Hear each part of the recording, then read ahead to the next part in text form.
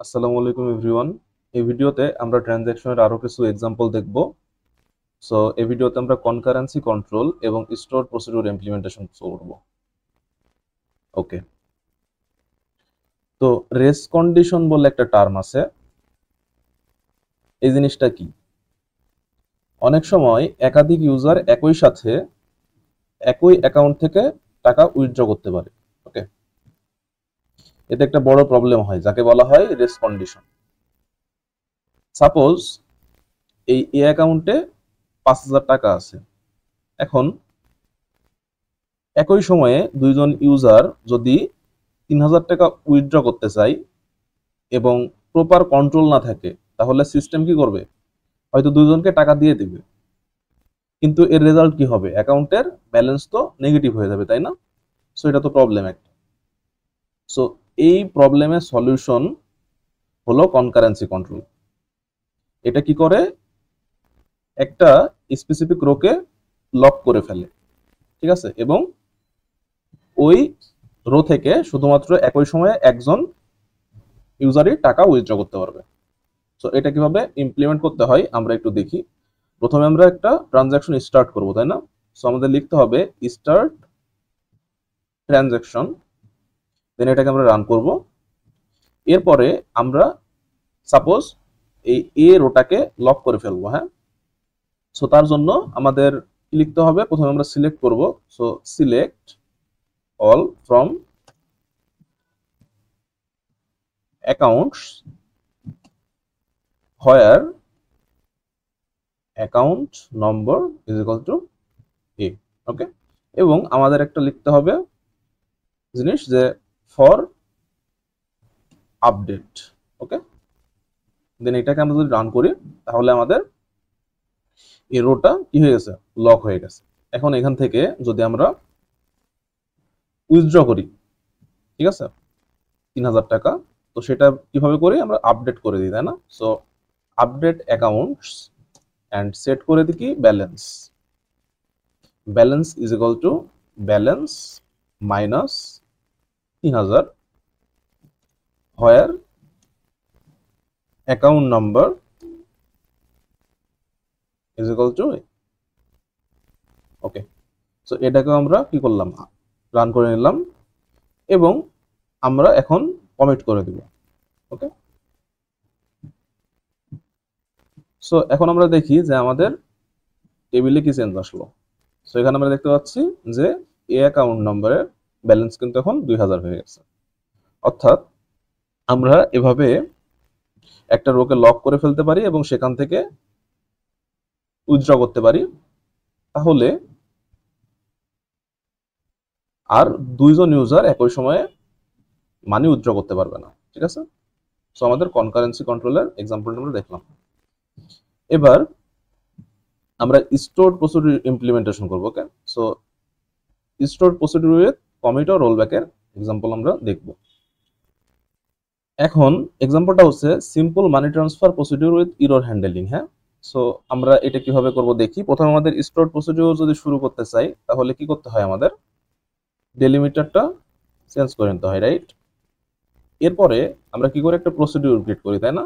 So আমরা কি লিখবো? Create procedure. দেন প্রসিডিউরের আমি নাম দিচ্ছি সাপোজ ট্রান্সফার মানি।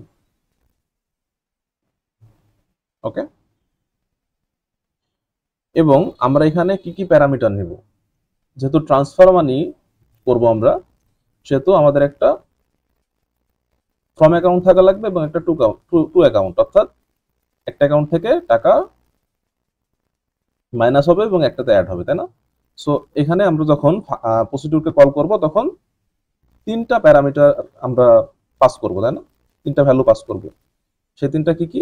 একটা কোন অ্যাকাউন্ট থেকে ট্রান্সফার হবে, সো ইন ফ্রম অ্যাকাউন্ট। ওকে, এবং এটা ভার্টার। দেন আরেকটা সেটা হচ্ছে টু অ্যাকাউন্ট, এটাও ভার্কার। এবং কোন অ্যামাউন্ট, অর্থাৎ কত টাকা ট্রান্সফার হবে, তাই না? সো এটাও ইন প্যারামিটার ইউজ করব এবং এটার নাম দেব আমি অ্যামাউন্ট। ওকে, সো এটা কি হবে আমাদের ডেসিমাল। ওকে, সো আমাদের এটার ডেটা টাইপ দেওয়া লাগবে ডেসিমাল। ওকে, সো আমাদের প্রসিডিউর ক্রিয়েট শেষ। এখন আমরা এটাকে বিগিন করব, তাই না? সো এটা বিগিন করলাম এবং এখন আমরা একটা লোকাল হ্যান্ডলার ডিক্লেয়ার করে নিব, যেটা কিনা আমাদের ট্রানজ্যাকশনে যদি কোনো ইরর পাই তাহলে রোল ব্যাক করে দিবে। ঠিক আছে, অর্থাৎ কোনো ট্রানজ্যাকশন হবে না। ওকে, সো এটার জন্য আমাদের ডিক্লেয়ার লিখতে হবে, then exit handler. Okay, for SQL exception. Okay, then আমরা এর একটা ব্লকে লিখে দিব যে রোল ব্যাক, অর্থাৎ যদি কোনো ইরর পাই ট্রানজ্যাকশনে তাহলে এই হ্যান্ডলার ট্রিগার হবে এবং প্রসেসটাকে রোল ব্যাক করে দিবে। ওকে, সো এখন আমরা একটা ট্রানজ্যাকশন স্টার্ট করব। সো স্টার্ট ট্রানজ্যাকশন আমরা লিখলাম এবং আমরা সাপোজ এ অ্যাকাউন্ট থেকে বি অ্যাকাউন্টে 1000 টাকা ট্রান্সফার করব। সো আমাদের কি করতে হবে, আপডেট করে দিতে হবে, তাই না? তো আমরা কি করব, update accounts and set balance is equal to balance minus 1000, where account number is equal two আমরা যেটা পাস করবো এখানে, অর্থাৎ ফ্রম অ্যাকাউন্ট, তাই না? So from account. ওকে, এবং আমরা বি অ্যাকাউন্টে কি করব, 1000 টাকা অ্যাড করে দিব, তাই না? সো আমরা জাস্ট এখানে কি করব, 1000 টাকা প্লাস করে দিব কোথায়, টু অ্যাকাউন্টে। ওকে, ওকে, সো আমাদের এই যে অ্যামাউন্ট আমি এখানে 1000 দিছি, বাট আমরা তো এখানে প্যারামিটার নিয়েছিলাম একটা, তাই না? সো আমাদের প্যারামিটার নেমটা দিতে হবে। হ্যাঁ, সো এখানে প্যারামিটার নেম দিয়ে দিচ্ছি আমি। ওকে, ডান। এখন এটাকে আমরা কমিট করে দিব এবং আমরা প্রসিডিউরটাকে ইন্ট করে দিব এন্ড আমাদের ডেলিমিটার আবার সেমিকোলন দিয়ে দিব। ওকে, সো আমি এখন এই প্রসিডিউরটা ক্রিয়েট করে নিব। ওকে, সো রান দিয়ে ক্রিয়েট করে নিলাম প্রসিডিউরটা। এবার আমি এই প্রসিডিউরকে কল করব। সো কল করব কি, যে ট্রান্সফার মানি, তাই না? সো ট্রান্সফার মানি,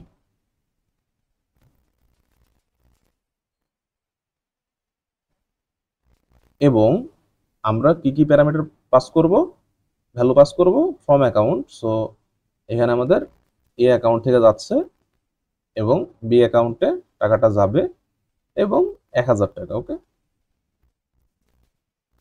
সো এইটা যদি আমরা এখন রান করি তাহলে কিন্তু আমাদের কি হয়েছে, এটা সাকসেসফুল হয়েছে। এখন আমরা দেখার চেষ্টা করি যে আমাদের টেবিলের কোনো চেঞ্জ আসছে কিনা। Select all from accounts. Okay, আমরা দেখছি যে এখানে 1000 টাকা কিন্তু মাইনাস হয়ে গেছে এবং বিতে 1000 টাকা প্লাস হয়ে গেছে, রাইট? ওকে, বিতে টাকা কত ছিল, 3000 ছিল। ওকে, গুড। সো আমরা দেখলাম যে স্টোর প্রসিডিউর ইউজ করে কিভাবে ট্রান্সফার করা যায়। দেন আমরা একটা এক্সাম্পল দেখব, সেটা হচ্ছে store procedure with row locking. Okay, so আমরা একটু আগে যে রো লকিংটা দেখলাম, কনকারেন্সি কন্ট্রোল, সেটা স্টোর প্রসিডিউরের মধ্যে কিভাবে ইমপ্লিমেন্ট করা যায় আমরা সেটা দেখি। তার জন্য আমরা একটা স্টোর প্রসিডিউর শুরু করি, ডেলিমিটার, অ্যান্ড একটা প্রসিডিউর ক্রিয়েট করব, ক্রিয়েট প্রসিডিউর, এটার নাম দিব সেভ উইথড্র। ওকে, সেভ উইথড্র, এবং এখানে আমরা প্যারামিটার নিয়ে নিব একটা অ্যাকাউন্ট যেখান থেকে উইথড্র হবে। সো ইন প্যারামিটার ইউজ করে আমরা অ্যাকাউন্ট নাম্বারটা নিয়ে নিব এবং সাথে সাথে অ্যামাউন্টটা আমরা নিয়ে নেব। সো অ্যামাউন্ট নামে আমাদের একটা প্যারামিটার হবে, যেটা কিনা ডেসিমাল, এবং আমরা এখন কি করব, স্টার্ট প্রসিডিউরটা বিগিন করব। সো বিগিন করলাম। এখন আমরা যখন রোটা লক করব তখন কারেন্ট ব্যালেন্সটা আমরা একটা লোকাল ভেরিয়েবলের মধ্যে নিয়ে নিব। সেজন্য আমি একটা লোকাল ভেরিয়েবল ডিক্লেয়ার করে নিচ্ছি যে declare current balance. Okay,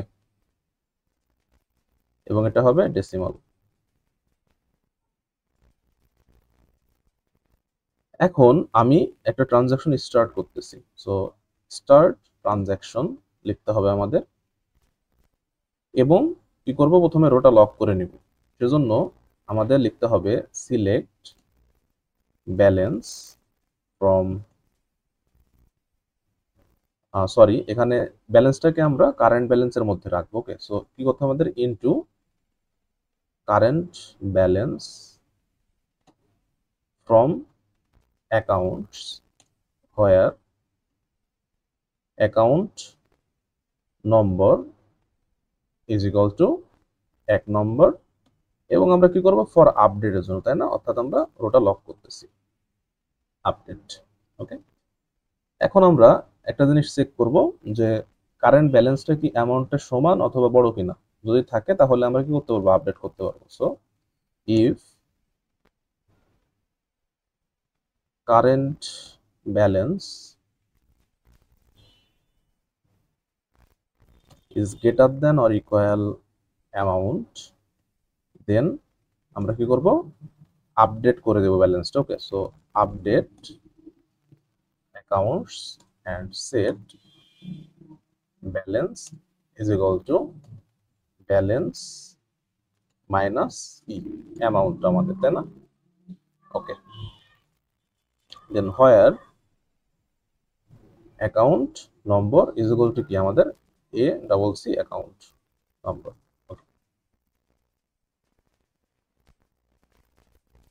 and আমরা কি করব, এটা কমিট করে দিব। ঠিক আছে,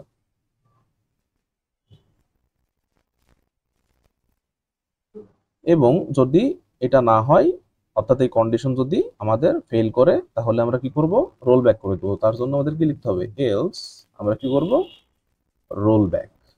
ওকে, এবং আমরা কি করব, এই ইফকে ইন্ট করে দিব। সো ইন্ট ইফ, দেন আমরা প্রসিডিউরটা ইন্ট করে দিব, এবং ডেলিমিটারকে আবার আমরা কি করব, সেমিকোলন নিয়ে নিচ্ছি। এখন আমরা এই প্রসিডিউরটাকে যদি রান করি তাহলে আমাদের কিন্তু একটা প্রসিডিউর ক্রিয়েট হয়ে গেছে, তাই না।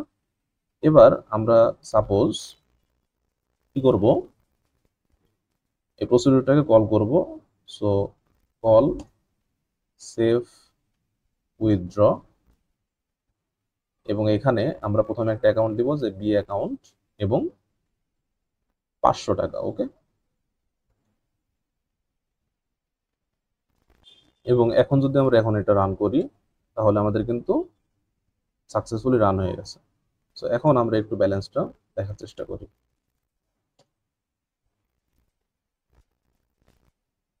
সো আমরা দেখতে পাচ্ছি যে এখানে কিন্তু 500 টাকা মাইনাস হয়ে গেছে, তাই না। এখন সাপোজ আমরা এই অ্যাকাউন্ট থেকে 1000 টাকা উইথড্র করব। সো এটা কি পসিবল হবে, আমরা একটু দেখার চেষ্টা করি। হ্যাঁ, সো এখানে আমি বি অ্যাকাউন্টের জায়গায় এ অ্যাকাউন্ট দিচ্ছি, এবং এখানে 1000 টাকা দিচ্ছি। ওকে, সো এইটা আমাদের হয় নাকি দেখি। এটা তো আমরা রান করে ফেলছি। এখন যদি আমরা দেখি তো আমাদের কিন্তু কোনো আপডেট হয় নাই, অর্থাৎ আমাদের কি হয়েছে, যেহেতু আমাদের 1000 টাকা নাই, সো এই কন্ডিশনটা ফেল করছে এবং রোল ব্যাক করে দিচ্ছে, তাই না। ওকে, সো এই ভিডিওতে আমরা কনকারেন্সি কন্ট্রোল নিয়ে এক্সাম্পল দেখলাম এবং স্টোরড প্রসিডিউর ইমপ্লিমেন্টেশন করলাম। সো এই ভিডিও এই পর্যন্তই। যদি আমার ভিডিও থেকে কোনো রকম হেল্প হয় আপনাদের, অবশ্যই চ্যানেলটা সাবস্ক্রাইব করে দিবেন এবং সাথে থাকবেন। ধন্যবাদ সবাইকে, দেখা হচ্ছে নেক্সট ভিডিওতে।